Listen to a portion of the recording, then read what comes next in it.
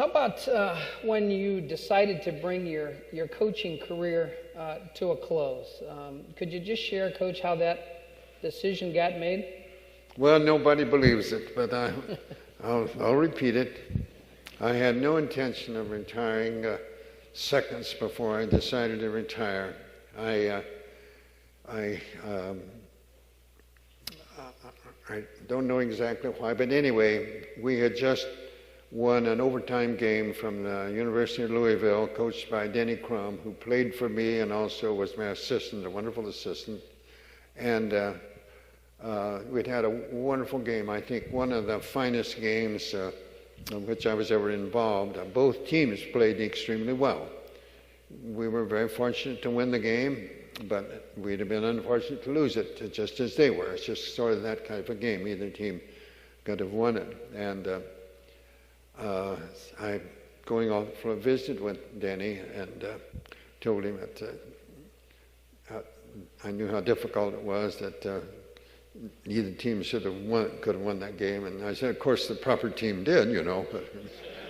But anyway, I found that for my first time in all my teaching, I found I didn't want to go to the press room. I didn't want to go to the press room. I don't know why. Maybe I hadn't been feeling the best in the world. My wife wasn't too well. Maybe that has something to do with it.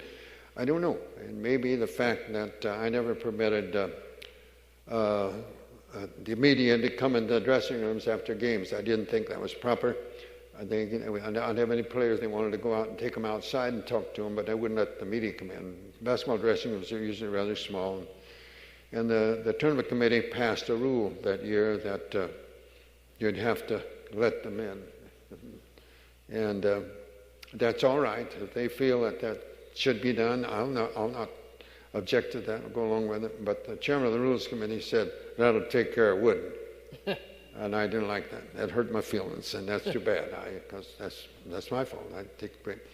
And maybe subconsciously that had something to do with it. I don't know. But anyway, instead of going to the press room, I headed for the dressing room, and I called my players together. He was just getting ready to get in the shower, and told them how proud I was of them. They hadn't given me a problem on or off the court the entire year.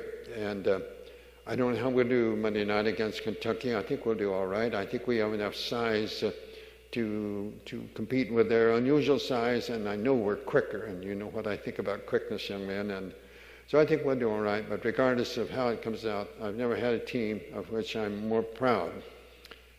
And that's a nice thing to say about the last team you'll ever teach. Well, they were all astounded. My trainer, my assistants, nobody knew it. No, I didn't even know it until that particular time. And then I went to the press room, and I knew some question will come up. And some question, when it came out, I said essentially to the press about the same thing. And my director kept me up all night trying to get me, talk me out of it.